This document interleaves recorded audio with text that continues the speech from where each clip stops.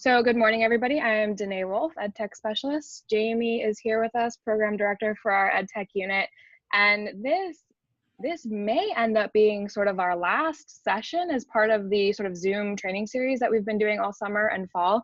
Although as people have other questions or topics that you want us to cover about Zoom, please let us know because we're always looking for ideas. We probably will not have a December coffee break just because with the holidays coming up, Jamie and I will be in Vegas that week. I think it's that week for NAEP SDP. So just lots of crazy travel and professional development coming up. So today we're talking about hosting effective Zoom meetings. And this isn't just going to be relevant to Zoom meetings. This is really how to host effective meetings in general, but we will have some conversation and discussion around what makes a Zoom meeting different than a face-to-face meeting. So before we get started, what I'd like to ask for you guys is what issues or barriers or differences do you see in Zoom meetings versus face-to-face meetings? Or what questions do you have specifically about using Zoom? Well, I think Zoom definitely helps as opposed to when we didn't have videos, but it's so easily to get distracted because you're still on your computer. Right. Yes. I think that's still a big barrier. It is, especially for those meetings that are going to be a little bit longer. Like if you're going to have a meeting that's like 2 hours or longer, it's easy to get distracted. It's easy to have email pop up or other instant messages pop up and then kind of go down a rabbit hole that way. So by a raise of hands, anybody else feel like distractions are big when you have your computer or when you're meeting on your computer? How many of you are guilty of maybe being in a webinar and you spend a lot of the webinar off writing emails? Nobody ever does that. I am just as guilty at stuff like that. So the whole basis of today's session, and I'm hoping it'll only take me about a half hour, maybe even less to get through the majority of the content, depending on how much discussion we have. But we're going to be focusing on this book, and I recognize it's backwards for you because of the way my camera is set up. But it's a little book called Read This Before Our Next Meeting. And they talk about this concept of what they call the modern meeting and sort of 8 principles of what a modern meeting looks like.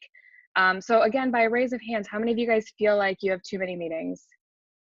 Feel like you could just do with fewer meetings? Yes, we do meetings for pretty much everything, right? Like, oh, let's just have a meeting to discuss that. It's just sort of become our like culture's MO. It's just how we operate. So I'm going to maybe share my PowerPoint. Again, I really want this to be participatory. So if you guys have questions or discussion items, feel free to stop me at any time as we go through this.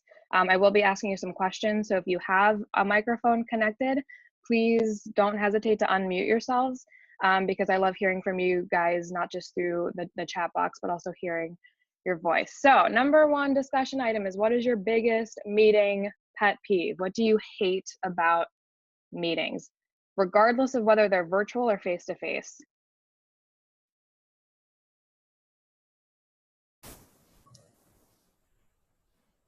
I think a big problem with meetings is, like you said, having too many of them and people getting off target of what the meeting was about. And then you end up having to have another meeting because you didn't accomplish what you wanted to with the first meeting. Yes. So that's my pet peeve. Then we end up with more meetings. Yeah. Yeah, or discussion that just goes on way longer than it needs to. Like we've come to the point, but people still want to talk about it for some reason.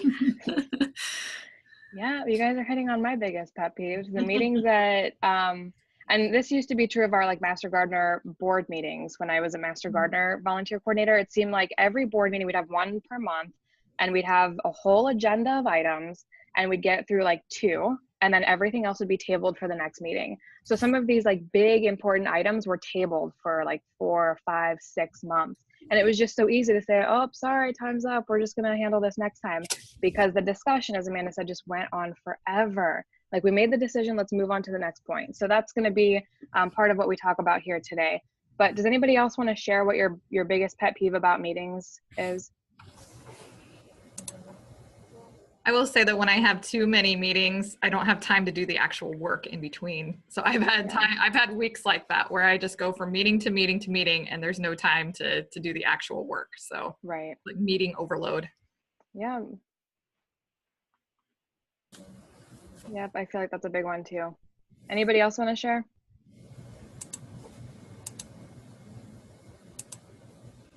Is my PowerPoint not working? All right, so like I said, we're going to be talking about what the modern meeting means. Now, I will say, before I get into sort of the 8 principles that this book goes over, when I read this book, I was sort of on the fence. Like some of the things I was like, yes, you're totally right. And then other things I was like, but I don't think that's going to work for extension just because that's not the way we operate. So it's like, if you hate some of these things that I'm about to say, that is perfectly okay. These principles do not work in every situation, but I do think it will help us think differently about when and how we host meetings. So the first big principle was that you're meeting only to support or get support for a decision that's already been made. Now, this was one of my biggest points in the book where I was like, I don't know that that always makes sense because we tend to be a very participatory organization. And when we make decisions about something, we tend to be collaborative in that decision making. We want other people's input.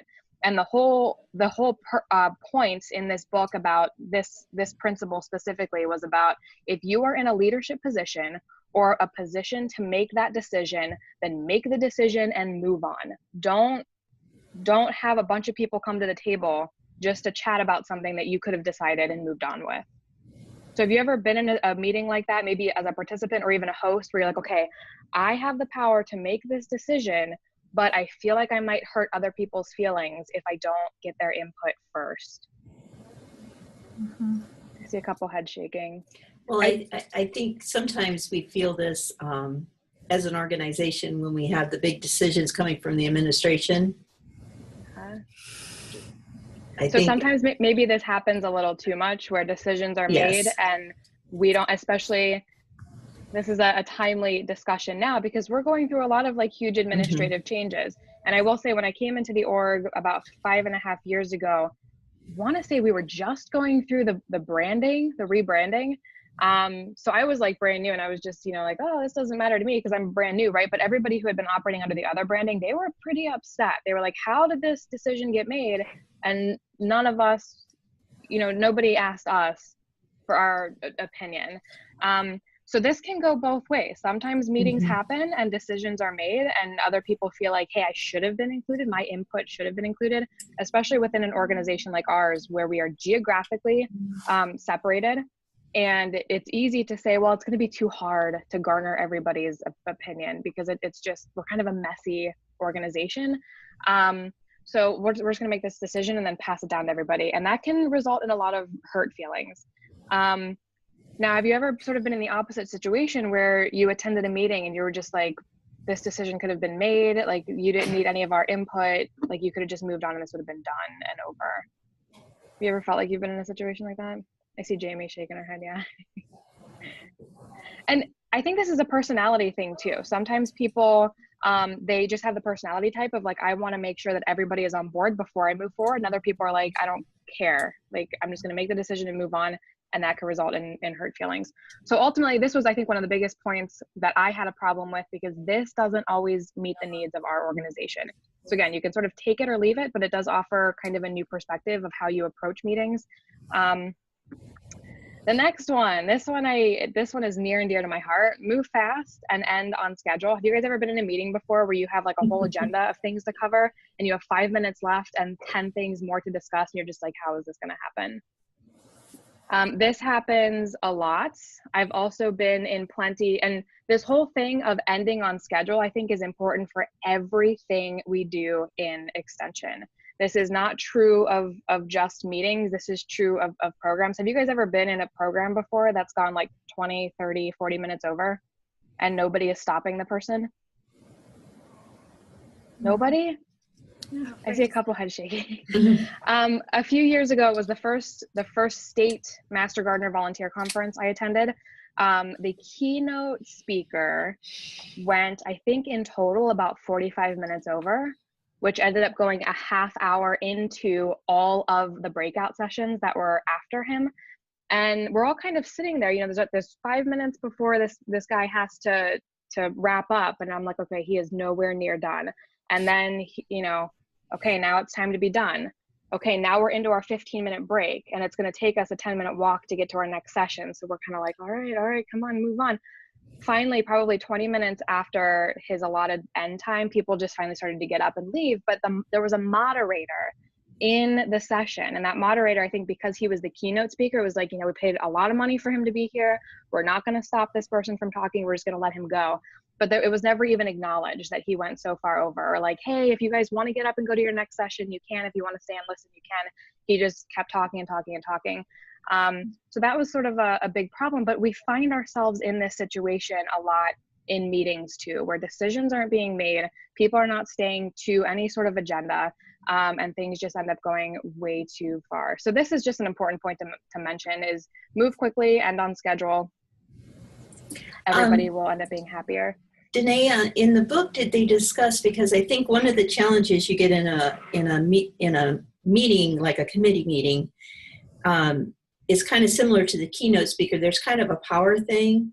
Yeah. And, you know, when you're running a meeting, you want everybody's opinion, but you have that one person that offers their opinion long-windedly on every subject and rehash it. And did they give you any like tips on how to, you know, you don't want to cut people off, right? But there is a point where you want to say, okay, we've discussed it, let's move on to the next agenda item. Did they give any points on how to do that? You know what? They didn't. And this was another one of my issues with the book, is they approached this book from the perspective of the person in power. So like, I have the power to bring this meeting together. I have the power to keep us on schedule. If you are not the person sort of hosting the meeting, they did not give any good tips or tricks on that. But this is a good point for discussion. So if you were in that situation, and there's somebody, we've all been there with some of our colleagues, where there's somebody that just doesn't want, and this kind of goes back to Amanda's first point too, is like, some people just discuss, and you're just like, seriously, we've already talked about that 10 times. Like, why are we still on this point? So what would you guys all do in that situation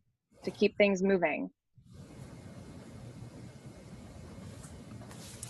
I guess I don't have a problem giving people warnings and telling them their time is up, because I've been involved in enough meetings and moderated at conferences and things like that, you know, I realize you have to keep it on track, or else everything else starts to fall apart. Yeah. I don't know.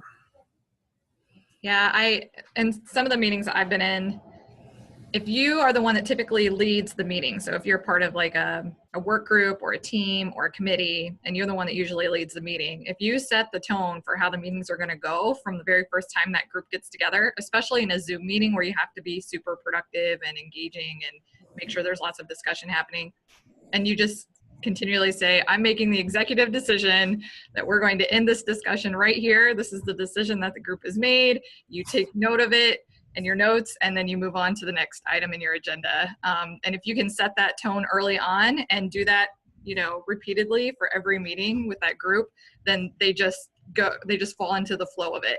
And I've had those super opinionated people then start to, you know, maybe put things in the chat box or whatever, you know, because they know that they're not going to get the floor for as long as they want.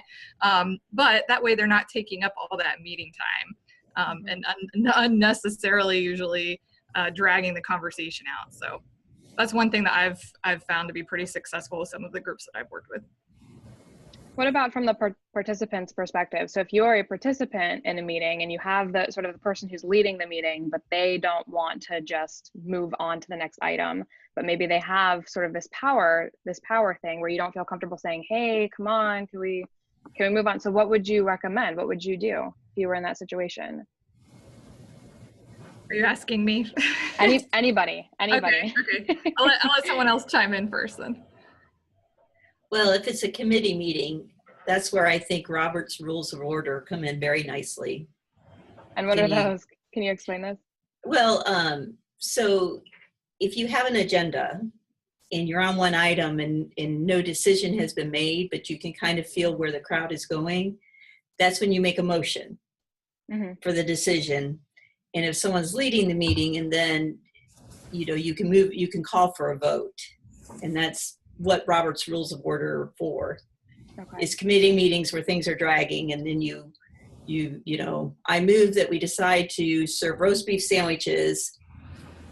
Is there and then the leader second, and then it is open up for discussion, but as a participant, you could say, you know, Madam President, I call for a vote.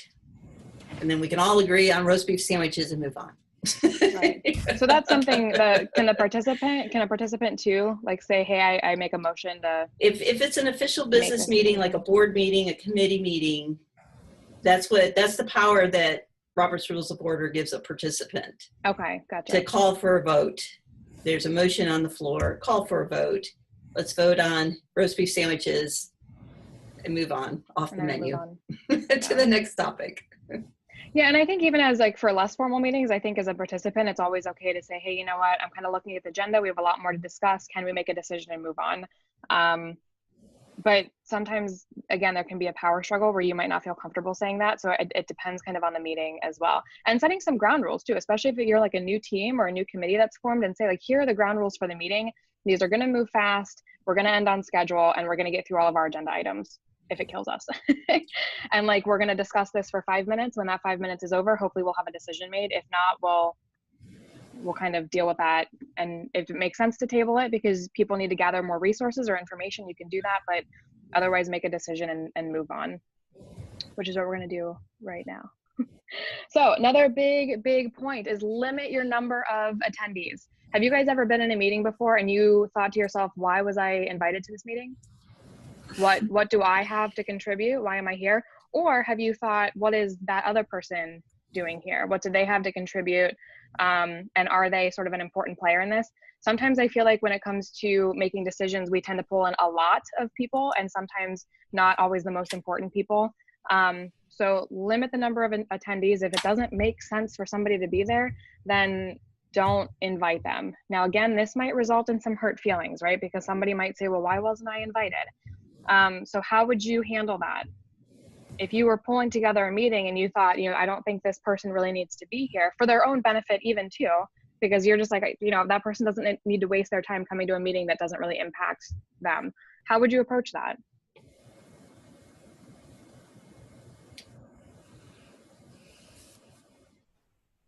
Does anybody have any ideas? That's a tough one. It is a tough one. And I was thinking about this morning, like, what would I say to somebody if they were like, hey, I should be at that meeting. And in reality, I'm like, nah, I don't think you have a ton to contribute. And it's not like I don't like you as a person. I don't want you to be here. It's more of just like, for the purpose of this meeting, like, you have no role in this project or in this decision, and you just don't need to be here. But even like saying that, it sounds really mean, right? Like, you don't need to be here. But it's not that it's mean. It's not that we're trying to tell somebody, hey, like, we don't want you here because we don't want you here. It's just, you don't need to be in this room. But sometimes too, and I suffer from this too. Like, I want to be involved because I want the information. I can't do anything with it, but it's almost like I just want to know. I want to know what's happening, right? So you feel like you're in the loop. Does anybody feel like you've suffered from that before? It's like, I just want to know what's going on. Yeah. I've actually had that happen where people have asked to join a meeting or whatever. So how I've handled it in the past is I've just asked them for their thoughts. So when they say, hey, can you pull me into the next time that you meet? Usually I'll just say, well, if you've got some thoughts or ideas on this for this group, send them to me, and then I'll see if it works into what we're going to be discussing for the next meeting. If they don't send me anything, or what they send is totally not relevant to what we're talking about, then I can just respond back and say, like, I don't think this fits into what we're going to talk about during the next meeting, but if something comes up along these lines, I'll be sure to let you know, or whatever, and then definitely follow up with them if that happens. But that's how I've handled it. I don't know if it's a perfect solution, but I have had that happen before. No, but that's a good point too, Jamie. I think if that person then can contribute a lot to the conversation, like if they send you an email and say, here are my thoughts and ideas, and you say, hey, these are actually really great, these could contribute a lot to the conversation, then maybe you can say, hey, why don't you come on and share these in the meeting, if it makes sense to do that. Again, I don't have like a golden answer for this. Like, what would you do in this situation? I think it has to be based on you know, based on the individual situation. But one of the principles in the book was limit the number of attendees. If you don't need to be there, then don't be there. And don't hesitate to tell somebody else, I don't feel like I can contribute to the meeting you invited me to, so I'm going to step out, but let me know if you need any information from me, and I'll get that for you. And Danae, before you move on, I'll just add that limiting the number of attendees also goes along with making sure that the people that you really want to be working with on this project and in that group or whatever are there and around the table. So you're inviting the people that you know are going to be, you know, key players in what you're doing, and they're going to have the drive to have those productive meetings. So that's a good way to kind of weed out the folks that may drag down those meetings, and instead pull them in between the meetings and ask them for feedback, ask them for ideas. You know, you don't want people sitting around the table, you know, quote unquote, during those meetings that are going to keep you from being productive. So give them some tasks to do in between, and maybe, you know, just have the folks that are going to help you move along and move on to the next step, make decisions, and things like that show up at the meeting. So that's another tip. Yeah, definitely. And a lot of these tips kind of all kind of piggyback off one another. Some of them are a little bit, they're almost kind of redundant if you kind of think about the principles behind each one of these tips. So we can discuss that too when we get through all of them and see what you guys think. The next item is produce committed action plans. So everybody should have an action plan that they go home with. And I think one of the recommendations in the book was even that you shouldn't even be taking notes or minutes. Like there should be nobody taking minutes. Now, obviously we have more formal meetings like Cindy talked about, like board meetings or committee meetings where it's a little bit more official. We have to have meeting minutes because that's just an expectation. But if you are having some sort of meeting, we tend to always say like, let's take minutes so that anybody who's not here can then read the notes later. And that means one of two things. That means people aren't going to prioritize attending the meeting because they can say, well, I'll just read the notes. So I'm not going to actually be there live when people are meeting. But then it also gives people the option of saying, well, I'm not going to pay attention, right? So Amanda said one of the issues, especially with Zoom meetings, is people tuning out and doing other tasks on their computer. If you know you're not going to have minutes to send out after that for people to look at, they might be a little bit more interested in paying attention because they're not going to have sort of that like cheat sheet to go back to and say, oh yeah, I knew exactly what we talked about, because they weren't really paying attention. So this kind of goes into produce committed action plans. The one item that everybody should go home with is, what am I responsible for and when do I need to complete that by? So your minutes, you might still have things like on paper, but they might not be like, we talked about this item and then we talked about this item and then we talked about this item and then this decision was made. Instead, it's just so-and-so is like, Jamie's going to do this, Danae's going to do this, like Jamie's going to do this by this time, Danae's going to do this by this time. And you just send out sort of those action plans after the meeting instead of like really involved minutes. Now, is this something that you guys think might make sense for some of the meetings that you have? Crickets. Well, I mean, I guess this is a whole new concept, so I'm Right. trying to think, like maybe sometimes we take minutes but don't share them. Right. So maybe I you mean, know as the host what happened and what was it discussed. just makes me a little nervous because I can't remember everything. Right. Write it down. So I guess Now, that's where I'm at. and the benefit of a Zoom meeting, so talk about the differences between an in-person and a Zoom meeting, is you can choose to record that meeting. So instead of having to have somebody sit there and like write everything that happened, you just hit record. And then if it makes sense to post that out to a group, you can upload it to Box if you need it to be private, and then just send people the link and say, if you want to watch it, you can watch it, but I'm not going to give you like a one sheet of notes that you can just read. Like if you're committed to this project, like go ahead and go back into the meeting and watch the whole thing. Doesn't make sense if it's going to be like a 3 or 4 hour long meeting, right? That just might not be possible. Yvette, were you going to say something? I was just going to ask, are you saying that we should have someone noting action steps as opposed to minutes? Or are we all responsible for our own action steps? Just trying to visualize how that might kind of play itself out. And I know that sometimes I get involved and I totally, at the end, forget what I was supposed to check on a room availability or something. Yeah, I think so the premise in the book, and again, this book was like super serious. Like you do this and you make no excuses. And I thought this might not work exactly for our purposes because we're really good at making excuses, right? Just I've been there too. I make a lot of excuses for why, oh, I forgot I meant to do that. And nobody sent me a follow-up email. In the book, they approach this from the perspective as you will be responsible for what action you said you would complete. So nobody is gonna like sort of send you like, hey, Yvette, you said you would do this, remember? That is up to you to just sort of write down and identify for yourself. So it's taking some responsibility over sort of the things you say. But in practice, it's not always that easy, right? You get caught up and you're like, oh yeah, I'll check on that item. And how many times have you thought, oh gosh, like a month later, yeah, I said I would do that. And it just completely slipped my mind. I've actually been in some meetings where we did the action plans instead of minutes. Mm-hmm. And it was kind of a hybrid minutes and action plan, but it really was helpful because it wasn't minutes. It was more like, we discussed this project. And so here's the timeline we came up with, so-and-so is going to do this by this date, so-and-so. So it was an action plan, but it wasn't really formal. Mm-hmm. It was more in the form of minutes, but yeah, that's what the minutes were. They were more, okay, this is the timeline for our project. This is who's going to do what. And it was helpful to have that written down. So then when our next meeting was planned, that was sent out as the reminder, hey, this is what we all were talking about doing last time, how you coming on this? And so there was the expectation you would report on how you were coming on your action items.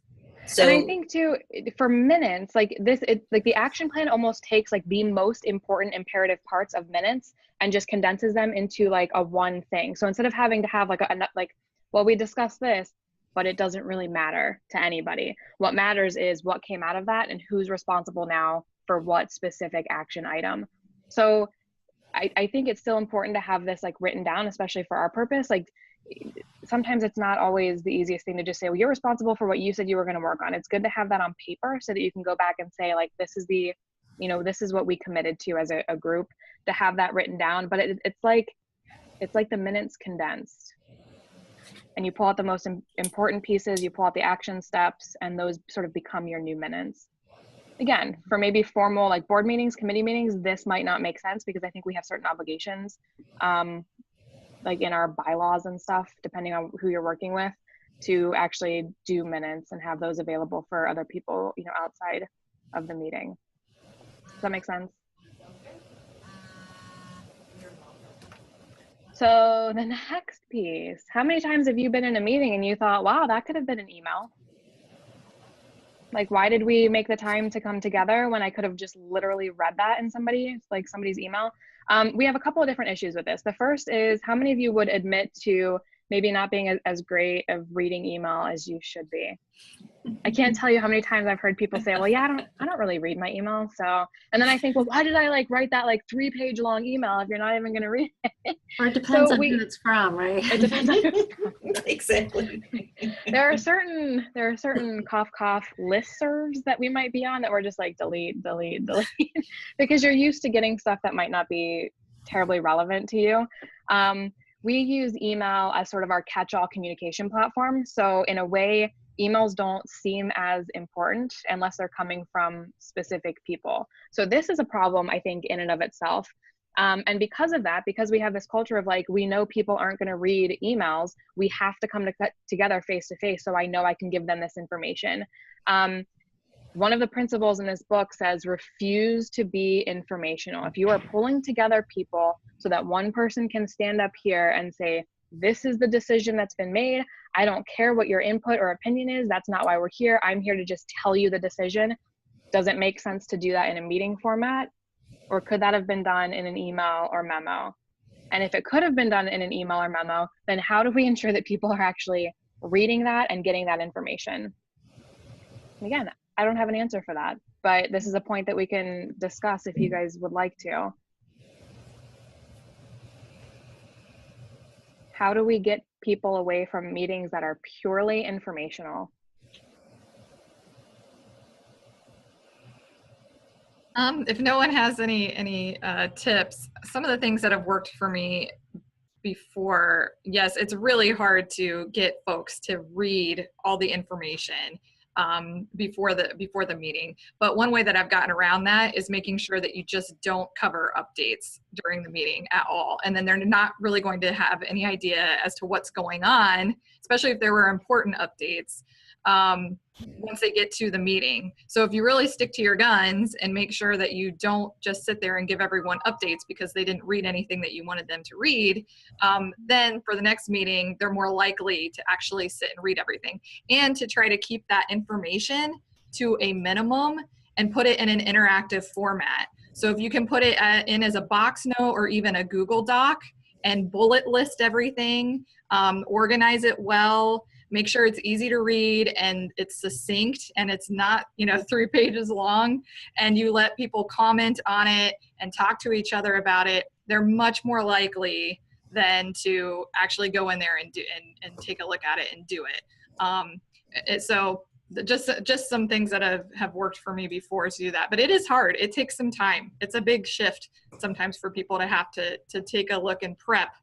Or sometimes I've even said, make sure you give yourself like 30 minutes before the meeting. At least give yourself 30 minutes before this meeting to skim over everything before you get there. And sometimes people are more likely to do that rather than just say, oh yeah, I'll get to it before the meeting, but then they never look at it. Mm-hmm. Yeah, and this goes into my next point, which is reject the unprepared. If people are coming to your meetings and they're like, hey, just give me an update. And the book, this is like a very business oriented book, and they talk about how like the big important or self-important CEO rolls into a meeting and they're like, all right, I'm expecting you to just give me everything I need to know because they haven't done the homework themselves. This is what this point goes to, is reject the type of people who are not coming to your meeting prepared. And then we get to the point where those meetings refuse to become informational. So people have to be able to read the materials ahead of time. And I think oftentimes we sometimes think, well, I can't give too many reading materials, or I don't want to give too much before the meeting because I know people won't get to it. But again, I think we have this culture where people are going to meetings who probably shouldn't be there. And they feel like they have to be there only because they were invited. And then we have this culture where people maybe not read their emails, and we're all kind of on that same playing field, right? Like, well, I don't really read emails. Oh, I don't really either. So it becomes like, well, everybody's sort of in the same boat, so it's okay. And this whole book, it's a quick read. It's only like 70 some pages, and you can see it's just a tiny little book. It took maybe an hour or so to read. It's eye-opening in a lot of ways, because I'm like, yeah, if we could get to a point where we're operating like this, we could be a lot more efficient. But this means that like we have some drastic changes to make, and this isn't going to happen overnight. This needs to be something that sort of happens over time. But those of us who are responsible for pulling meetings together and hosting them, it's sort of up to us to start to make some of these changes and set those expectations. So Danae, how do they recommend rejecting the person that's not prepared? Do we throw them out of the Zoom? Do we call them out? So you could like physically reject them, like we're going to ask you to leave the meeting, or you could just say, we're not going to give you updates. That would be the simplest way, is we're not here to tell you what happened last time or to go over information that I already sent you and asked you to read. So that's the simplest way of doing it, is we're just not going to recap what I've already asked you to be responsible for. Yeah, I think that kind of goes back to like the old school process of reading the minutes of the last meeting. I guess I remember doing this in 4-H groups, and sometimes in my Master Gardener meetings, of course, and I'm talking about in-person meetings. This typically doesn't happen with Zoom, but like they'll read through all the minutes from the last meeting, and it's like, we had these ahead of time. Why did we just waste 5 minutes doing that? Right. And I think that's what we need to get beyond, is just not using the first part of any meeting to cover what went on last time, especially in those cases where people had access to those materials ahead of time.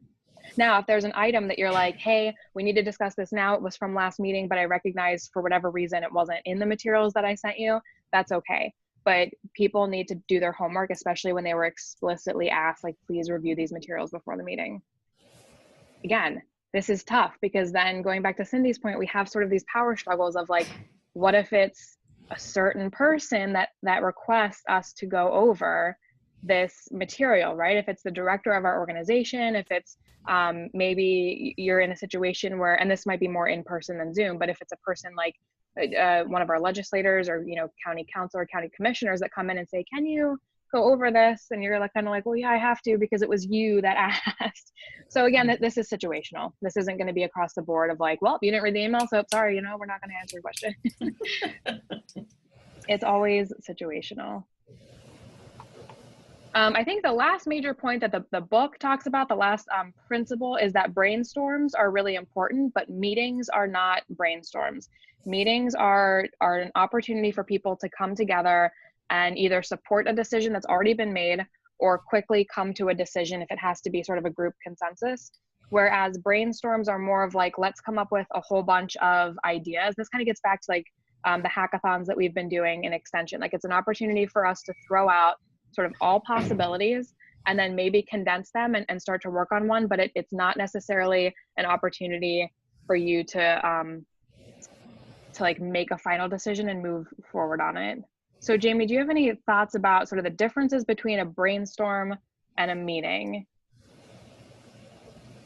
Yeah, I mean, you can just give them different terms and separate them out like Danae was talking about. So you make sure that you tell people beforehand, this meeting is going to be for brainstorming, or this meeting is going to be for action steps and moving forward and making decisions and being productive.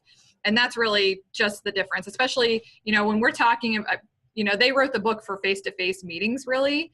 So when we're talking about some of the work that we do in Extension, and especially when we collaborate across state lines, a meeting kind of does turn into a brainstorming session sometimes out of necessity. So I think what they're saying is that it's important to separate out the two so that when you're in a meeting where you're supposed to be moving forward and making decisions, the brainstorming doesn't start back up again because you've already done that. You've had that time, you have come up with ideas, you have chosen an idea to move forward with, and now it's time to actually move forward. It doesn't mean that you don't rethink how you can change and adapt and iterate your idea or whatever you're working on. It just means that you've already done all that brainstorming. When we talk about rehashing stuff, and that happens in our meetings all the time where we rehash things that we're like, oh my gosh, we already talked about this, we already made a decision, can we please just move forward? I think that's what they're getting at, and that's why it's important to kind of separate out the two. I think that's a good point. Yeah. Does anybody have any final thoughts on the differences between a brainstorm and a meeting? So as I said, that was sort of the 8 principles, but then I have one other major trick.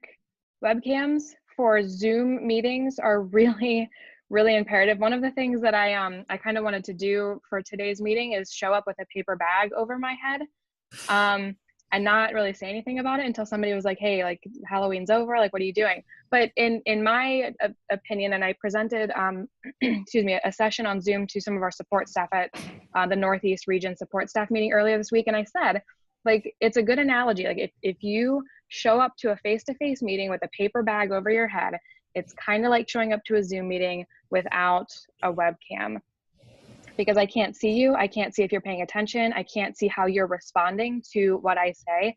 And it sort of starts to break down how effective a Zoom meeting can really be. Zoom meetings can be really, really effective, but if you don't have a webcam, now I'm thinking, okay, you're probably doing email, you might be Facebooking, you might be working on other things. You could have somebody sitting in your office and you could be having a conversation with somebody and not even like, engaged with this meeting at all. There's a huge difference too, I think, between like having a meeting and then also hosting like a formal webinar. Webinars over Zoom, you don't have webcams, you don't have audio rights. But if you are pulling together a group of colleagues over Zoom, it's really, really important to convince them to get a webcam. I'm starting to see more and more people adopt this, and it's really fantastic. I feel like every time we've had one of these Zoom trainings, we have a few new people who are on using webcams. Especially from my perspective as the host, it makes it so much better for me because I can see you and interact with you, and I know that you're there. CFAES, the IT Zoom portal, does have a list of recommended webcams and headsets.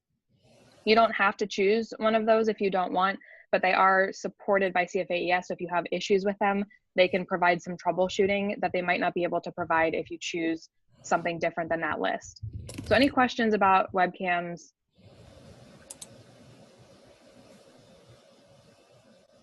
or headsets. I do have to say, I was on a Zoom meeting on a committee, and I'm not going to say which one, and the webcam was on, and I happened to notice one of our colleagues was tipped back in her chair, sleeping, mouth open. Oh no. I felt so bad for her. Yeah, and that's another point that I raised in our session on Wednesday with the support staff, and I feel like Jamie and I may have said this in one of our earlier trainings too. If you are inviting people to a Zoom meeting who might not be familiar with Zoom, and your settings are set up such that when somebody clicks that Zoom link, their webcam is going to turn on automatically, we should be warning them. Now, for those of us within like extension and CFAES, the more we use Zoom, the more we start to expect that. I have my settings set so that my video doesn't turn on until I turn it on. So when I click into a meeting, my video is automatically shut off until I'm ready to turn that on. But in a situation where you're turning everybody, like all the participants' videos on automatically, warn them, because we've been in some very, very awkward situations with people that they have no idea that their webcam is on. They're in a meeting, they're walking back and forth. One time a lady was walking back and forth, and I just thought, okay, she's listening. She has to know her webcam's on, right? She sits down at her desk finally to like sit in the meeting, and she's like in the middle of like blowing her nose. So she comes up to the screen with like tissue in hand, and she starts to blow her nose, and that's when she realized it. And you could see like this deer in the headlights response, like, oh my God, like I had no idea they were watching me for the last 20 minutes, like walking across my office. And she grabbed a Post-it note and she put it over her webcam, which was even more awkward because I'm like, you can simply like shut off your video feed. Like you didn't have to put a Post-it. The whole thing was just so cringeworthy, and I felt so terrible for her. We have to warn people because sometimes it's not always obvious that your webcam is going to turn on. So another really good point. So final discussion points here, and then we can wrap up a little bit early. So how are Zoom meetings different from face-to-face meetings, and how can we make them more effective?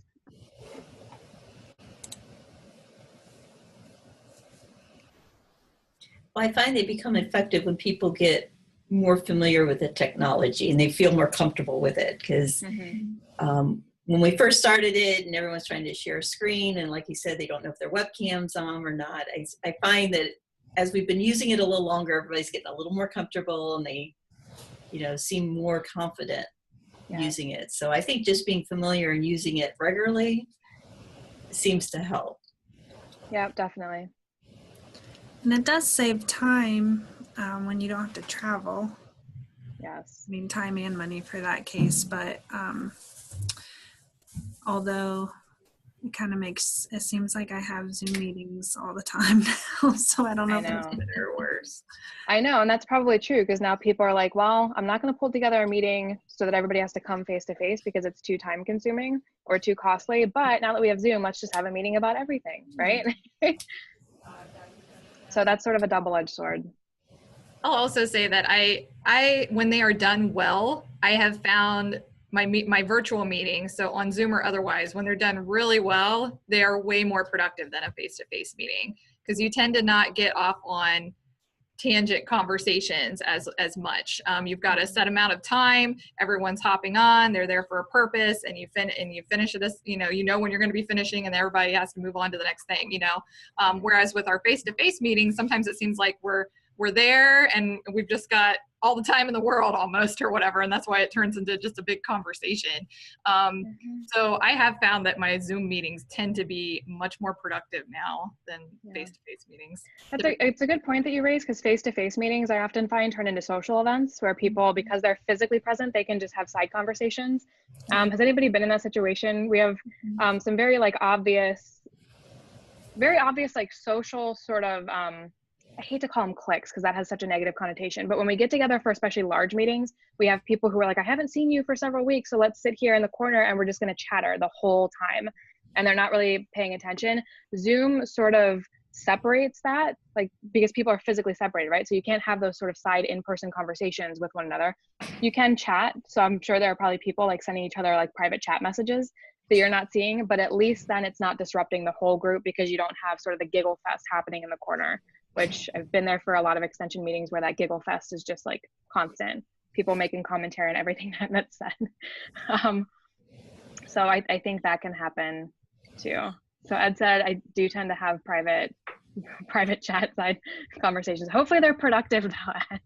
Hopefully it's not the people in the corner who are just like, oh, about everything that someone's saying.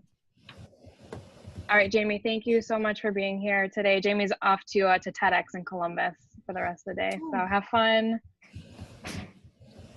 And we only have one slide left. We only have one more. Most are only one-sided with no response. Ed said, yeah, that can happen too. All right, so the final point of discussion, what are your favorite meeting tips or tricks? Have you guys ever done anything that was really effective in getting people engaged or helping the meeting move along? Anything that you'd like to share?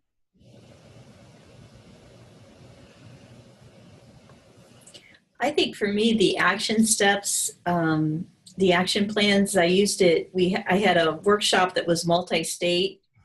So that was very helpful because we did not see each other on a regular basis. We were doing Skype at the time. Mm-hmm. And it was so helpful because it helped keep us on track. So when we got together for a meeting, we always made sure that we had taken care of our action steps because you don't want to be the person that's behind.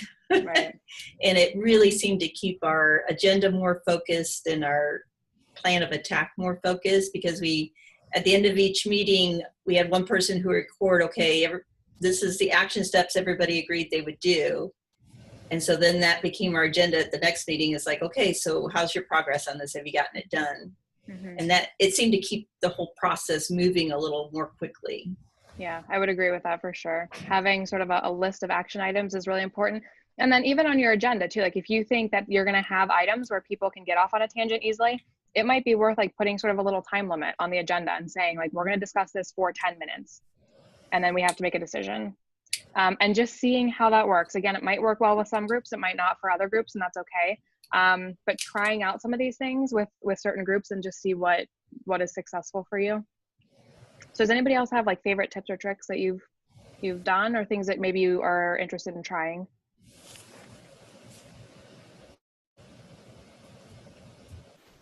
And if not, that's okay.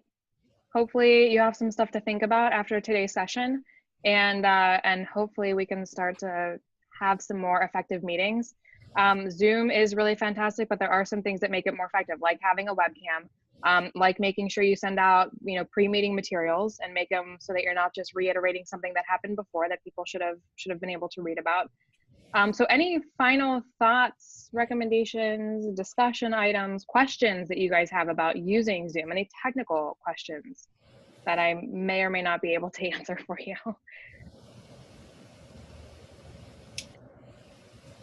Danae, do you have a recorded session about using the breakout component of Zoom? One of our sessions, we did do that. I feel like it may have been the webinar best practices session. We did do that. You do have to turn on that feature, I will say, in your desktop settings. So log in through CFAES, like online through the CFAES IT Zoom portal, I think is what they're calling it. And you have to activate that in your settings. Okay. And if you'd like, I can show you how to do that right now. Oh, that'd be great. If anybody else wants to hop off, that's fine. Thank you for being here today. And as always, if you guys have questions about Zoom or any other like tech things, don't hesitate to just reach out and I can help you with those. All right. Thanks, Danae. Thanks, everybody.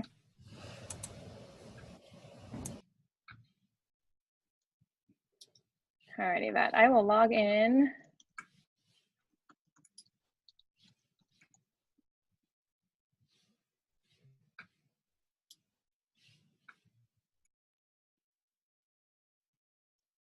So I'm going to go ahead and share Safari. All right, can you see my screen? Yes. Okay, so if you go to the Zoom portal, have you signed in this way before? Yes. Okay. So you sign in, and then if you go to meeting settings on the left-hand side, there are a bunch of like advanced settings and you have to activate any of these. So you'll see I have breakout rooms activated. Okay. And if I just hit edit, I can select or unselect any of those and then save your changes.